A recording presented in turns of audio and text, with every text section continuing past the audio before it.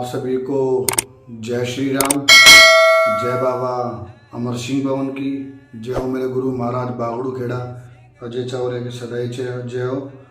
आप सभी का मेरे चैनल पे आध्यात्मिक दर्शन चैनल पे आपका स्वागत है। आज मैं एक विषय लेकर आया हूँ कि गुरु द्वारा अमर सिंह भवन बाबा किस प्रकार लिया जाता है। जैसे किसी के घर में भी दुख तकलीफ हो या शारीरिक रूप से कोई भी परेशान हो या किसी ने कुछ कर रखा हो या किसी के काम नहीं बन रहे हो या किसी की रोटी रोजगार में बरकत ना हो या घर में सुख शांति ना हो या किसी बहन बेटी की शादी ब्याह ना हो या कोई भी आप कार्य करते हो उस कार्य में बाधा आना, अड़चन आना, घर में किसी को सबसे ज़्यादा गुस्सा आना, क्रोध करना, एक दूसरे के ऊपर हैवी होना, एक दूसरे को गाली बकना, तो ये लक्षण होते हैं ये जो लोग समझ नहीं पाता, बात को पकड़ नहीं पाते। तो इस प्रकार घर में कलेश होता है, बुरी शक्तियों का वास होता है, खेला कूदी होती है, तकलीफ होती है। तो जिस घर में भी इस प्रकार की स्थिति पैदा होती है तो किसी भगत के पास जाता है, अमर सिंह भवन बाबा के भगत या कोई भी भगत के पास जाता है या अमर सिंह भवन बाबा के भगत के पास जाता है। वैसे तो हमारी दो लाइन है, मैं सुनेड़ा खेड़े वाले रामफल गुरु महाराज कल्ली गुरु महाराज की लाइन से हूँ, रामफल गुरु महाराज की लाइन से हूँ मैं। तो मैं अपनी लाइन के हिसाब से ही आपको अपने विचार रखूँगा बहुत ही सरल भाषा में, ताकि आपको समझ में आए कि किस प्रकार अमर सिंह भवन बाबा लिया जाता है, उसके क्या फ़ायदे हैं। और मैं अभी स्टार्ट करता हूँ, बताता हूँ आपको। तो जैसे मैं अभी आपको बता रहा था कि जैसे कि बहुत से बंदे होते हैं कि किसी को अपने घर की कुल देवी देवता के बारे में नहीं पता होता, तो वो परेशान होता है, फिर वो किसी भगत के पास जाता है। तो अमर सिंह भवन बाबा के भगत के पास जाता है तो सबसे पहले तो वो अपने किसी भी कोई गुरु उस्ताद के पास जाता है कोई अपने घर के बारे में, तो सबसे पहले अपने घर के बारे में बूझा पूछता है। तो बूझा पूछने के बाद जब उसको बूझा लगती है कि हाँ भाई इसने मेरे घर के बारे में जो भी चीज़ है, जो भी नकारात्मक शक्ति है, बुरी शक्ति है, उनके घर में जो भी है कुल देवी देवता नाराज है या किसी ने उनके घर के बड़े बूढ़ों को, उनके कुल देवी देवता को या उसके सेवादारों को, जो भी है उनके घर की सोच किसी के भी वचनों में बांध रखा हो, तो या कोई रोस्ट हो रखा हो, तो जैसे वो अपने घर की पूजा पूछता है उस भगत से, अमर सिंह भवन बाबा के गुरु उस्ताद से या भगत जी से, तो वो उसको पूजा चढ़ जाता है, उसका पेटा भर जाता है। तो जब उसका पेटा भर जाता है तो उसको लगता है कि हाँ गुरु उस्ताद ने मेरे घर की पूजा बहुत अच्छी बताई है। तो फिर वो गुरु द्वारा, गुरु के आदेश से कि गुरुजी मेरे को अमर सिंह भवन बाबा की सेवा करनी है और मेरे को मेरे घर में दुख तकलीफ है, मेरे को मेरे घर का निवारण करना है, तो फिर वो गुरुजी उनको अमर सिंह भवन बाबा की सेवा दी जाती है। जो सबसे पहले जो सेवा होती है वो 11 दिन की दी जाती है एज अ डेमो, मतलब कि अनुभव, उसको अनुभव हो जाए कि हाँ मेरे घर में अमर सिंह भवन बाबा काम कर रहा है। और जब जैसे सबसे पहले उसको रामघाट वजीराबाद पे बाबा जी के स्थान पे उसको स्नान करवाया जाता है। स्नान करवा के घर पे कढ़ाई बोतल की जाती है। कढ़ाई बोतल करने के बाद जो गुरु उस्ताद है अमर सिंह पवन बाबा का भगत जी होते हैं, तो वो उसको अपने माध्यम से उसके शीश पे बाबा जी को खिलाते हैं। जब बाबा जी उनके शीश पे आते हैं, जो घर के जिसको सेवा दी जाती है, 11 दिन की कच्ची सेवा दी जाती है, तो उसको बाबा जी उसके शीश पे आते हैं। फिर उसको बाबा जी पे बोलते हैं कि बाबा जी आज से आप इस घर के मालिक हो, इस घर को संभालो और इस घर को जो भी इसकी ढाले की दुख तकलीफ है उससे उसको निवारण करो, उसको बिल्कुल ठीक ठाक रखो। तो जब उसको 11 दिन की सेवा दी जाती है तो उसके घर में हुक्का पानी लगना चालू हो जाता है, उसके नियम परहेज चालू हो जाते हैं। नियम परहेज चालू हो गए। अब सबसे पहले जो हुक्का लगता है सुबह 4 बजे का लगता है। फिर जैसा कि मान लो अगर कोई काम धंधा भी करता है या ड्यूटी करता है या ऐसे कोई जॉब करता है, तो ज़रूरी नहीं है कि उसको जॉब छोड़नी है या बाबा अमर सिंह पवन आप ले रहे हो आपको ड्यूटी छोड़नी है, ऐसा बिल्कुल भी नहीं है। ना ऐसे बाबा जी बोलते हैं, ना ऐसे कोई अमर सिंह पवन बाबा की लाइन में बोलता है। आप अपनी ड्यूटी करें नियमित रूप से और आप अपना नियमित रूप से अपना हुक्का पानी की सेवा करें। सुबह का हुक्का तो बहुत ज़रूरी होता है, सेवा पानी 4 बजे का हुक्का लगाने का। जैसा ड्यूटी से आ गए अपना शाम को हुक्का लगा लिया।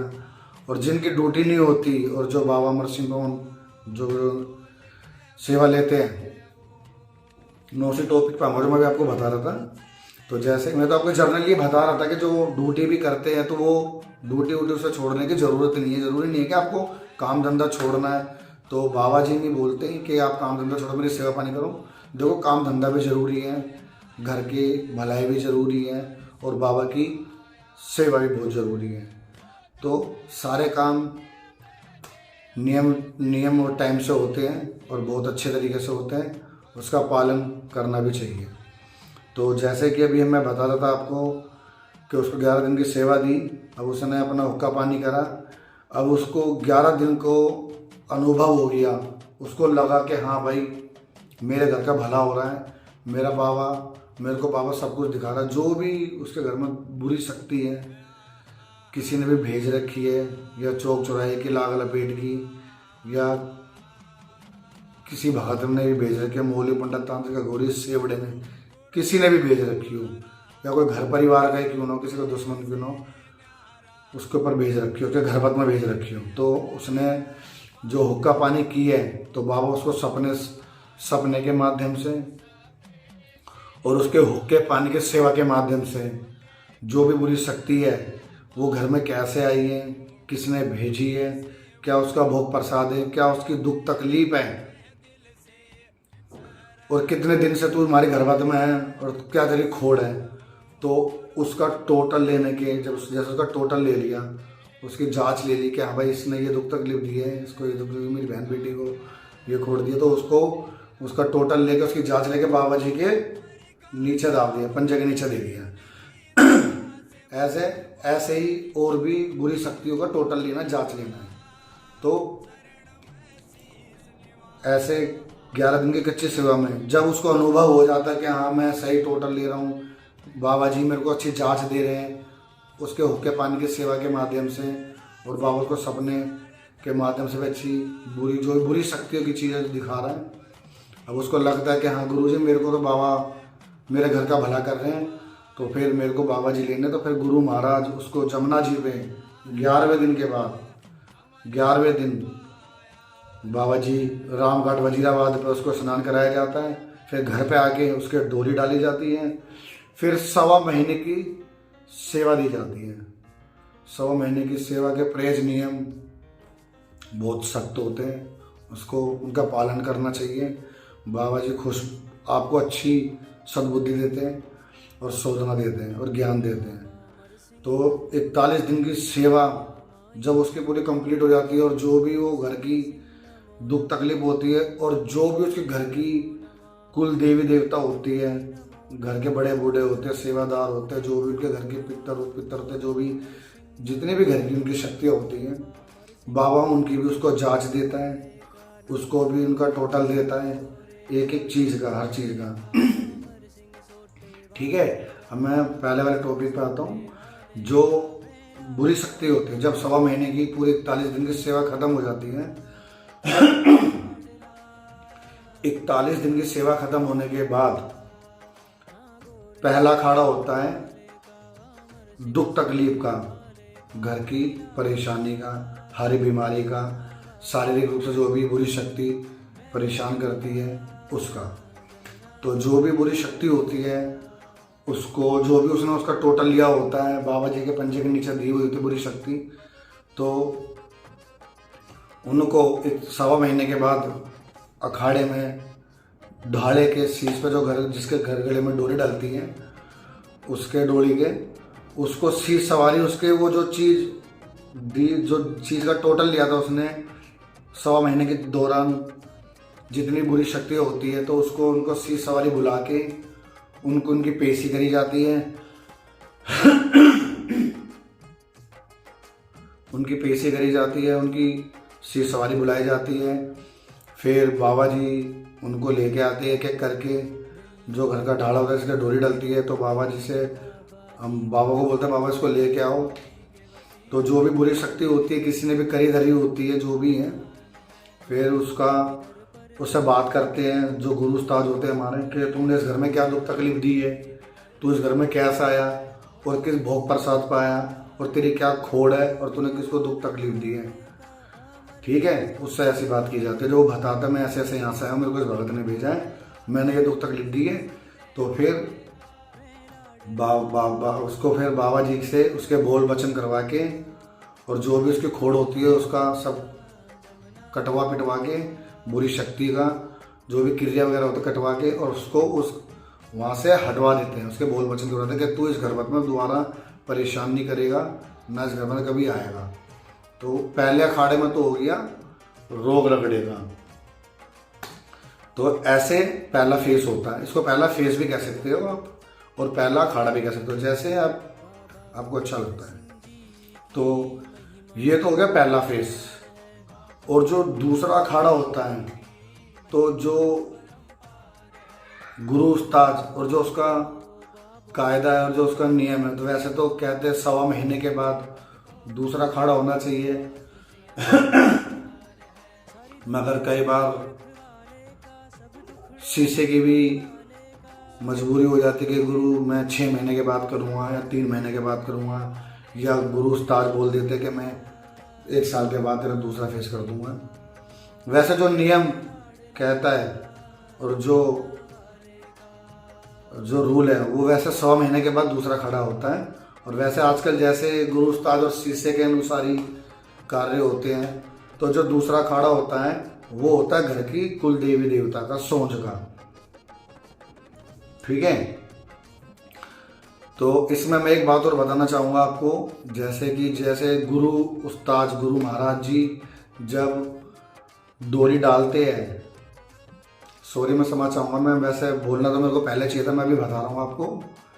तो घर की सोंझ का भी टोटल ले लेता है, जांच ले लेता है पूरी। बाबा जी उसको एक एक चीज़ दिखाते हैं, सबको समझाते हैं कि ये इस प्रकार तुम्हारे घर की देवता है, कुल देवी देवता है, इनका ये भोग प्रसाद है, ये ऐसे रुष्ट हो रखे हैं या नाराज हो रखे हैं, या किसी ने वचनों में ले रखा है या बांध रखा है, जो भी है, मतलब कि वो सेवा पानी के दौरान ही जो घर का ढाड़ा होता है, बाबा जी उसको बताते समझाते हैं, वो उसको समझना पड़ता है।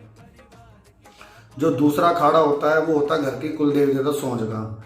अब जो भी घर की कुल देवी देवता शीश सवारी पर आती है या जो नहीं आती है, तो बाबा जी उसको मना परचा के उसको लेके आते हैं शीश पे कि आप इनसे या इनके घर वालों से जो भी गलती हो रही है आप आओ अपने। तो फिर उसके कुल देवी देवता जो भी नाराज होता है या इष्ट देवी देवता जो भी होते हैं, उनके एक एक करके उनके घर के देवी देवता के उनके बोल बच्चन करवा दिए जाते हैं। उनका भोग प्रसाद तय कर दिया जाता है कि आपका ये भोग प्रसाद है और ये आप इस प्रकार से आपको धोखा जाएगा, और अभी आप बाबा जी के साथ रह के काम करोगे या बाबा जी के नीचे रहोगे आप, इस प्रकार से दूसरे अखाड़े में एक एक करके स्टेप बाय स्टेप, जैसे मैंने अभी आपको बताया, सबका टोटल लेने के बाद और सबका जो दूसरा अखाड़े में जो ये देवी देवता का बोल बच्चन करवाने के बाद, उनका भोग प्रसाद तय करने के बाद, ऐसे दूसरा अखाड़े में सबका किया जाता है। सबको बाबा जी के साथ बाबा जी के साथ रख दिया जाता है। उनका भोग प्रसाद जो भी आपके घर के देवी देवता है, चाहे 4 हो, चाहे 5 हो, चाहे 8 हो, चाहे 10 हो, जितने भी हैं, इसी हिसाब से सबके बोल बच्चन, तुम्हारे सेवादार हो, पितर हो, बड़ा बूढ़ा कोई भी हो, सबके ऐसे बोल बच्चन कराए जाएंगे। उनका भोग प्रसाद तय करवा के बाबा जी के साथ दे दिया जाएगा कि जब जो ढाड़ा होता है, जब दूसरा खाड़ा हो जाता है दूसरा खाड़े के दौरान ही जब ये बोल बच्चन हो जाते हैं, घर की सारी सोच के मना लिया जाता है, सारी सोच को उनको मना परचा के उनका भोग प्रसाद तय करके बाबा जी के नीचे दे दिया जाता है कि आप बाबा जी के नीचे रह के अभी शांत रहो, कोई भी आप नाराज नहीं रहोगे। जब घर का जो ढाड़ा होता है, जब वो गुरु महाराज या गुरु उस्ताद जिससे उन्होंने बाबा जी लिया है, वो गुरु महाराज की जब गुरु बड़ी भेंट दे देगा, जब वो गुरु महाराज की बड़ी भेंट देने के बाद, जब वो गुरु जी की बड़ी भेंट दे दी, तो भेंट देने के बाद गुरु महाराज की जो गुरु महाराज की घर की जो शक्ति उसके साथ चल रही थी, वो अपनी शक्ति गुरु जी वापस ले लेंगे। और जो उनकी घर की सोंज है, सेवादार है, पितर है, उनके घर के कुल देवी देवता है, जो भी है, फिर वो बाबा के साथ रह के कार्य करेंगे। फिर गुरु उस्ताद बोल बच्चन करवा देते कि बाबा जी, इसने मेरी गुरु बड़ी भेंट दे दी है, अब ये मैंने अपने जो मेरे बाबा जी के साथ मेरी शक्तियाँ थी, मैं सारी शक्ति अपने वापस ले रहा हूँ और मैं आपको इसके घर के भले के लिए दे रहा हूँ। आप इनका भला करो और इसको सद्बुद्धि दो और ज्ञान दो और इसका हमेशा उद्धार करना। तो इस प्रकार बाबा जी गुरु जी ने कार्य कर दिया। फिर जो घर की सोच कुल देवी देवता होता है, जैसे सेवादार हो गया, पितर हो गया, फिर आप उनके घर के जो आप अपने नियम से, जैसा आपको गुरु महाराज आपको आदेश देंगे, उसके हिसाब से आप अपने घर की सोच की भेंट दो। सेवादार का करो, अपने पितर का करो, ओत का करो, अपना सेव और बावरी हो गया, कोई भी चीज़ जो तुम्हारे घर के देवी देवता है, फिर आप उस चीज़ से मुक्त हो जाते हो गुरु की तरफ से। फिर आप अपने कार्य करो, अपने शिष्य बनाओ, अपने चेले बनाओ, मगर गुरु के टच में रह के, जितना गुरु के आप टच में रहोगे उतना ही आपके लिए अच्छा होगा। और ये नहीं होता कि आपने गुरु भेंट दे दी तो मतलब मान लो जैसा कि आपको किसी चीज़ के बारे में ना पता हो। बहुत से आजकल चेले ऐसे हैं कि गुरु भेंट दे दी, ढह चेले, अब चेलों पे चेले बना रहे हैं, अब उन्हें ये तो पता नहीं कि करना क्या है क्या नहीं करना। तो हमेशा गुरु महाराज, पिता परमेश्वर, परम पिता, जो भी मेरे गुरु महाराज आदरणीय परम पूजनीय, जितने भी गुरु उस्ताद हैं, जितने भी उनके शिष्य हैं, हमेशा अपने गुरु के टच में रहो। और जब ये सारे कार्य हो जाते हैं, फिर उसके बाद अपने गुरु अपने घर का भला करो, लोगों का भला करो, और हमेशा भलाई करना, कभी बुरा कभी किसी का मत करना, ताकि कभी गुरु का नाम ना खराब हो कि भाई इस चेले ने तो ऐसा कर दिया। कभी गुरु का अपमान नहीं होना चाहिए, हमेशा गुरु का मान सम्मान रखना चाहिए, गुरु की इज्जत करनी चाहिए। अगर आपको मेरी वीडियो अच्छी लगी हो तो चैनल को लाइक करें, सब्सक्राइब करें, बेल आइकन जरूर प्रेस करें, और सब्सक्राइब तो ज़रूर करें क्योंकि सब्सक्राइब बिल्कुल फ्री है, इसमें आपका 1 रुपया भी नहीं लगेगा। और आप सभी को जय बाबा जी की, जय मेरे गुरु महाराज बागड़ू खेड़ा अजय चावरिया की सदा जय। जय बाबा जी की।